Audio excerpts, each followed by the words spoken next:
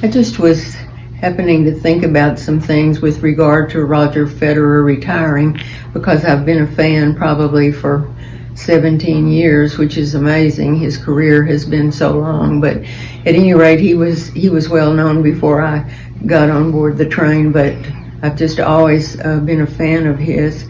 When I was working at the bank, I had a column that I did for the bank newsletter, and it was called June's Journal.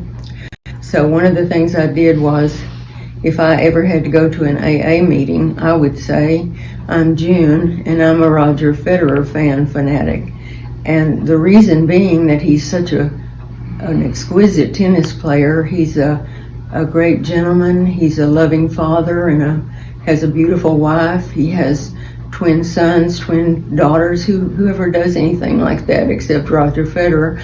So the deal was that I was a fan of his because he took such joy in doing his job, in playing tennis. And it was my hope that as First Financial employees, that we could take joy in doing our job well, just as well.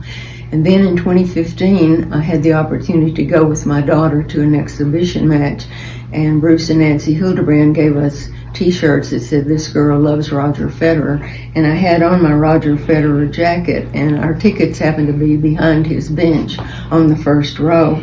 So he saw us, and at the end of the match, and to my knowledge, it has never happened before, he always throws his headband up into the crowd, but he walked over to me and handed me his match headband. And when I got back home, Scott Deucer said, "Oh, I bet that thing was nasty." And I said, "Yes, it was full of his sweat, his DNA."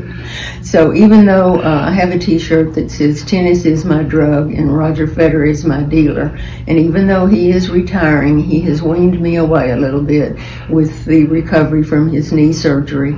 But he's just retiring, and I have hopes that he will perhaps be the captain or the co-captain of the Laver Cup for the Europe's team. So there'll never be another. He's just Roger Federer.